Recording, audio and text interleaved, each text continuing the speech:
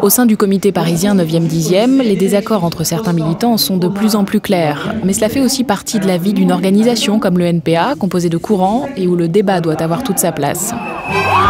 Je sais pas.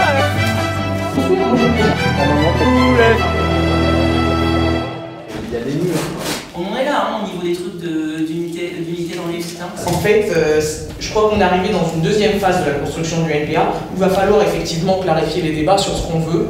Bon, au départ, on était censé construire un parti révolutionnaire non délimité stratégiquement. C'est-à-dire qu'il n'avait pas tranché. Est-ce qu'on va prendre les armes pour la guérilla ou est-ce qu'il faut faire une insurrection bon, c'était ça les non-délimitations stratégiques. Et maintenant, on a des résolutions où il est question de construire une gauche combative indépendante du PS. Sincèrement, enfin, une gauche de gauche, une gauche combative indépendante du PS, est-ce que le parti de gauche n'est pas une gauche de gauche ou une gauche indépendante du PS? Moi, c'est pas du tout ce que je veux construire. Moi, je veux construire un parti révolutionnaire. En réunion, chacun prend la parole selon un processus clairement établi. Il faut faire signe au maître des débats qui inscrit les noms sur une feuille dans l'ordre de signalement. Chaque militant n'a que quelques minutes pour s'exprimer. S'il n'a pas fini, il doit se réinscrire pour le tour suivant. C'est au milieu d'une de ces réunions que Juliette, une nouvelle militante, intervient de manière spontanée.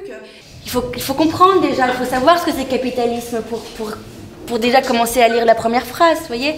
Pour savoir, si tu veux, parce qu'on rentre déjà dans le journal, on rentre tout de suite dans les détails, et je pense qu'il y a une direction, il faut déjà donner la direction générale pour savoir ce qu'impliquent les choses et ce qu'impliquent vos prises de position. On continue peut-être et on peut réagir à ton intervention. Ouais, je veux bien que vous réagissiez.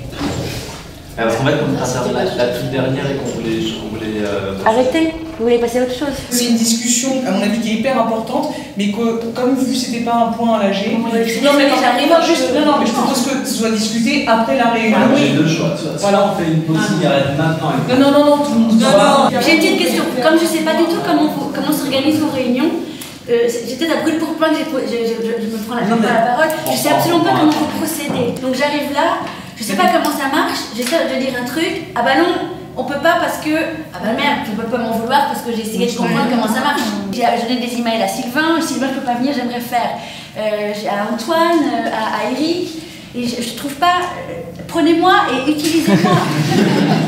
Une scène qui met en évidence le manque de formation à destination des nouveaux arrivants un an après la naissance du NPA. Des formations qui existent pourtant dans le parti, organisées depuis des années en Normandie, des militants qui maîtrisent parfaitement la théorie, souvent profs de fac par ailleurs, comme Hugo, enfilent la casquette de formateur le temps d'un week-end. Alors c'est super important la formation, à la fois pour chaque militant, parce que pour qu'il soit capable de comprendre et d'avoir un point de vue un peu plus fort, un peu plus convaincant. Et surtout pour l'organisation dans son ensemble, parce que sinon ça veut dire que les débats ils sont faits que entre quelques-uns, que tout le monde n'est pas capable d'émettre un point de vue, etc. Donc c'est aussi une façon d'assurer la démocratie dans le parti, que tout le monde échange avec les mêmes armes et qu'on soit tous à peu près au même niveau. C'est donc dans un centre de vacances d'une petite commune normande que chaque hiver, un groupe de militants vient se familiariser avec les thèmes fondamentaux de la gauche radicale. Le truc qui est un peu particulier dans le capitalisme, c'est que ce que vend le travailleur, c'est du temps de travail. Quand le capitaliste utilise du temps de travail, quand il emploie quelqu'un, il arrive à produire plus de valeur que ce que ça lui a coûté. C'est ça qui a le rôle particulier du travail dans la société capitaliste. Il y a une grande différence, c'est que les capitalistes ils peuvent vivre sans taux de profit, pas comme capitalistes mais comme être humain, alors que les salariés ne peuvent pas vivre sans salaire, ni comme salariés ni comme être humain. Pendant 3 jours, les participants au stage se plongent dans la pensée marxiste, apprivoisent les notions de taux de profit, de plus-value, de surproduction et remontent les siècles jusqu'à une époque où le capitalisme n'existait pas. Autant d'outils pour mieux décrypter l'actualité, mais que les militants doivent s'approprier. Et après, les dangers aussi par rapport à ça, c'est de se renfermer dans des débats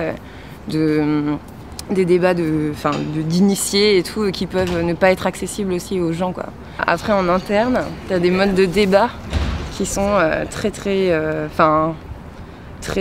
comment dire, où c'est bien de citer Marx, Trotsky, Lénine, machin, et du coup quand t'es pas formé à ces trucs-là, soit tu fermes ta gueule parce que c'est l'argument d'autorité, tu vois, soit enfin oui, voilà, tu peux pas réagir ou alors dire mais non, en fait, cette phrase de Marx, elle est complètement coupée de son contexte, machin, en fait, c'est pas ça, machin. Donc, enfin, du coup, il y a un problème, je pense, dans ces modes de débat-là, mais aujourd'hui, si on veut survivre dans les discussions, il faut qu'on maîtrise un minimum les trucs, quoi. Ah ouais, je pense que c'est... Non, survivre, entre guillemets. Non, mais oui, il y a des moments, oui. Enfin, vu le niveau de tension qu'il y a en plus dans le NPA aujourd'hui...